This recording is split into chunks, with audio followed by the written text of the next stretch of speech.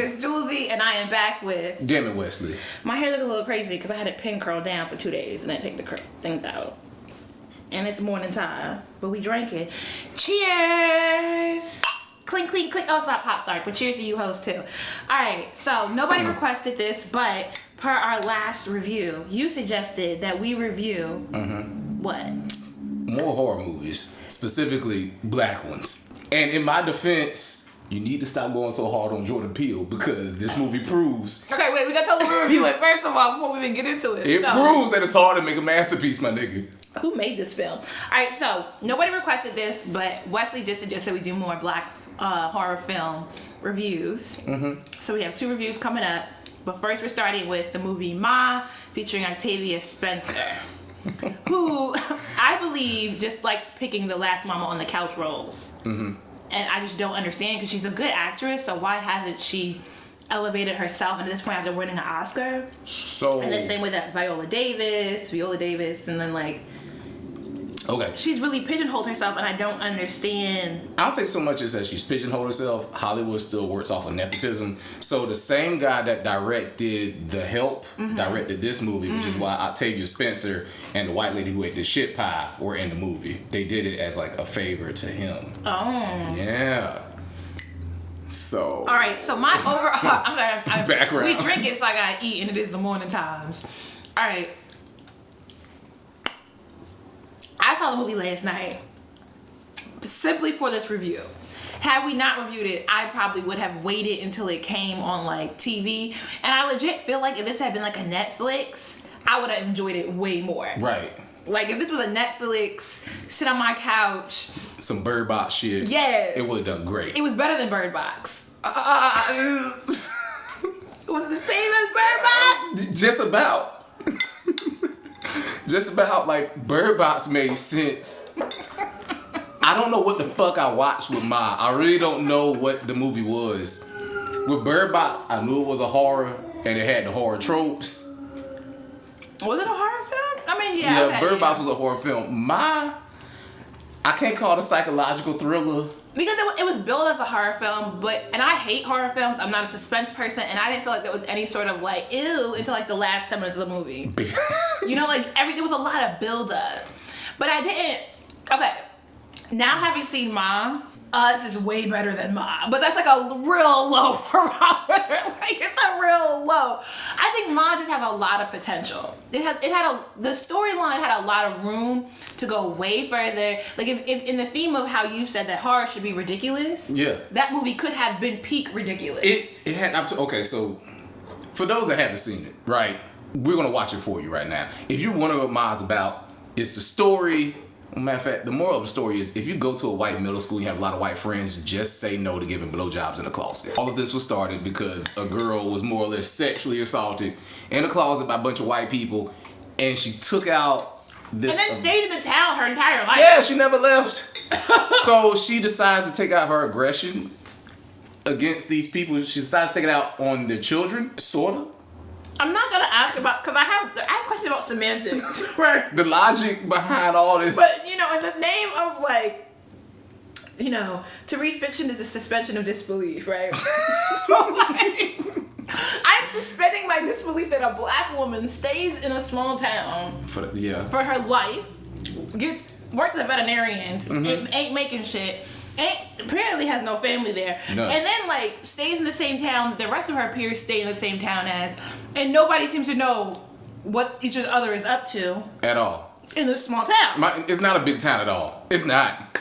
Very small. And then somehow these kids are unaware that their parents went to high school with each other in the same small town that they all grew up in. Okay. Right. Sure, but past that, I think the movie could have had some legs if it had just got gorier earlier. You know, I was under the impression that this was going to be like a slasher film in which the black woman was Jason and she was just fucking up white kids, right? I would have been down for that. That would have been dope. She ran up with that white woman and I was like... that was about as gory as it got. Well, when she sewed the girl's lips up... I mean, okay. That was nasty. That was disgusting. And then, you know, she ironed this white kid's washboard abs. Like, she branded them. And, you know, there's this one black guy hanging with the clique of white kids. And instead of actually injuring him, she took out, like, some white paint and painted his face white. And said, there can only be one of us. assuming it was lead in the white paint. The tortures that she like gave out to the teens weren't very evenly yoked, and none of them really made sense at all as for why she was doing these things to the kids. I mean, she was recording it. I don't know if she's gonna send it to the parents, but the parents seemed negligent in the first place. I don't think any of them really cared about the children. Right. The problem with Ma is like, where do you start? Because I don't think the movie ever like got to its point. What the fuck is going on? This is why I say I don't know what the fuck I watched. Yo, I just what the movie theater like. What? But I wasn't mad that I paid for it or that I watched it. I wasn't even. Okay, so my is almost in the so bad it's good territory. It's almost there. It's almost like it's enjoyable if you watch it while you're drunk with the intent of laughing at the movie, right? Because there are a lot of plot threads that don't make sense, like Munchausen by proxy and stuff, right? Ma has a daughter, and I guess the twist was supposed to be that it's a disabled black girl in the beginning of a film, and our protagonist pushes her wheelchair to class and stuff, right? Yeah. And then the black girl disappears. Which is normal for most horror movies because black people are just accessories and shit. But she pops up in Ma's house and it turns out that the girl can actually walk. So it's like Ma has Munchausen syndrome, That's right? what it's called. Okay, I was like, what's it called? Yeah. Munchausen. So it's like it's a Gypsy Rose situation, but it doesn't actually play out into anything. I'm guessing the writers wrote themselves into a corner and they needed a way to save the kids. So like, oh, let's just make the little girl able to walk so she can go downstairs and help the other teens out. I think what's so confusing about all the elements of the movie is that it could have been a really good film with very little. Like it really could have just pushed the envelope like and that's why maybe I'm kind of like I'm not mad that I paid to see it, because it's like I wasn't confused. It was a different kind of confusion. It was like I wasn't confused about what happened. I wasn't confused about why it happened.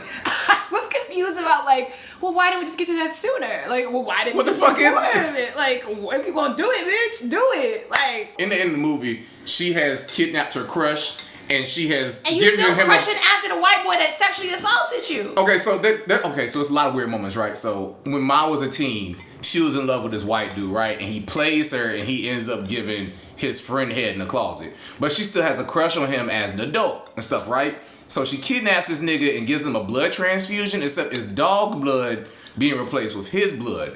But in the basement, she has her crush's son, and she starts making out with his son because they look alike, which is this weird pedophilia angle that they had in the that movie. was weird, because she's sexually assaulted. Yeah, she... Like, twice, though. Yeah, twice. She made the teenager get naked at the beginning. Yeah, so it's a couple of times that she sexually assaulted these white kids, which I'm like, okay, cool. Sexual predator. No, it's not cool. Horror movie. It's not cool. Let's push this idea. It was wildly inappropriate. I mean, but it's a horror movie. So and then these dumb kids go back to the house. They went back to the house a couple times. Matter of fact, the first time she sexually assaulted kids. Is getting drunk as a teenager that enjoyable? Is that what it is? I wasn't getting drunk as a teen at all because I really didn't care that much. But if I go to this old lady's house and she makes me get naked and pulls out a gun and says she's gonna shoot me. To be honest, what black children were getting drunk as teenagers? I don't know, like I would drink with my family, but they were like giving me like wine coolers and wine, but that was a family thing. Yeah, I don't know. I'm not gonna make a broad statement here, but I was wondering, like, I can't record. I have no relation to this idea that as a teenager, I just want to get drunk. I was that yeah, that like it was so cool to go drink alcohol that I would be willing to like. I was never that pressed to get drunk. Now it's like as a teenage boy, like trying to get some ass or whatever. That seems like the quest. Most kids are gonna fail in the process, but the drinking thing. I also grew up in a household where we did like drink wine and wine coolers. I mean, it's like I would drink wine and wine coolers in the house, but it wasn't like we was waiting outside of the liquor store trying to get somebody to buy us alcohol. It was never that deep. The idea of getting like drunk, like I'm just gonna drink to get like plastered. Let's get wasted, which is what the kids were doing. I would like to say that it's a wholly like white people thing, and y'all niggas that did that, y'all had white friends, but I might be wrong. If this was your black experience, leave it in the comments. Please let us know. I'll actually read them this time because I ain't read none of the comments from the last video. Wow. I'll be honest. Shade. I'm just saying. People enjoyed your painting. Oh, thank you. I appreciate that. That would have been a great plug. You lost it. Whatever. But I'm gonna be honest with you. Unlike this fucking movie that wasn't honest with itself, it could have pushed itself further to be something. It didn't. I didn't want to say it played it safe. It barely played it at all, and it's bothering me because it's a competent film. Like, it was shot well.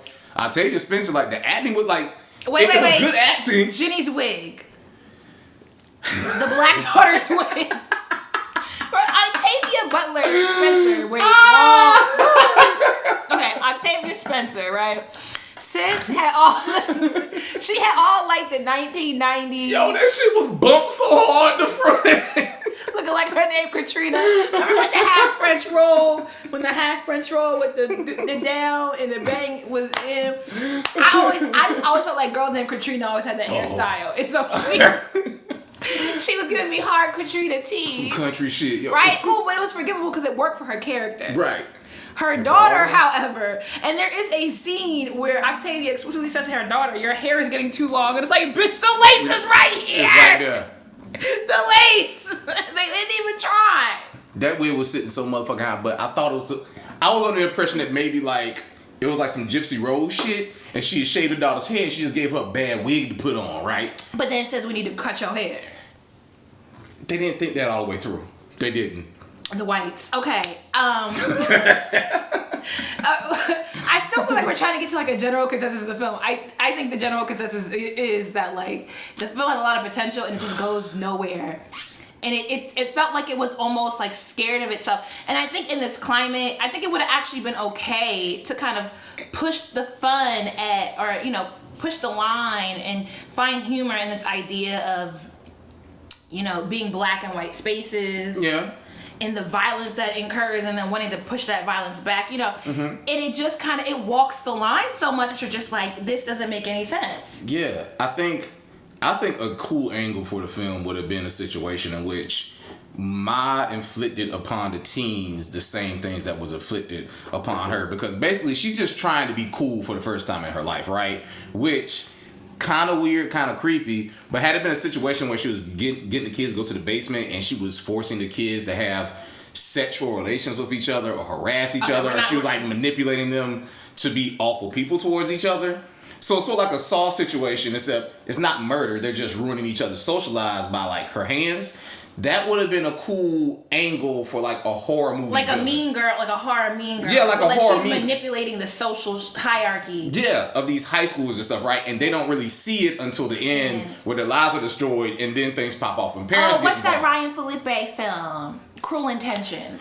Oh, you going way back. It was like a cult classic though, on the low. Like it wasn't a good movie. Was it a good movie? I mean, it's really campy. Like it's really campy and it's supposed to be, and it's really gross, but it would not work now by any standards. But I loved it when it came out. I mean, I love this shit now. I still watch it on Netflix when it pops up. It's definitely a product of its time. Yeah, definitely a product of its time. I was totally in the 9th grade when that shit came out. But there's a lot of things to say about Octavia's character and the sort of way she allowed herself to be treated by white adults.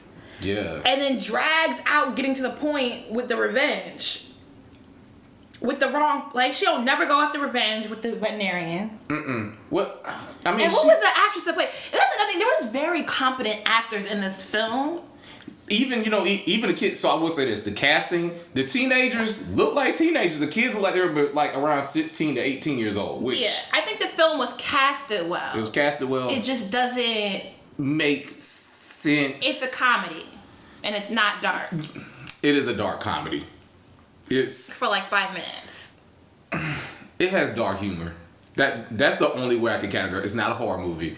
I'm just gonna say it's a dark comedy. Light on the dark, high on the comedy. Light roast. It's not a suspense. It's not a drama. It's not a thriller. I was taking the movie seriously until it cut to a scene where there was a guy in the middle of a field getting head from a white woman, and the slurping sounds from her mouth were so loud and obnoxious that they just completely eclipsed anything that I heard in a porn. It was a ridiculous amount of unnecessary sound effects.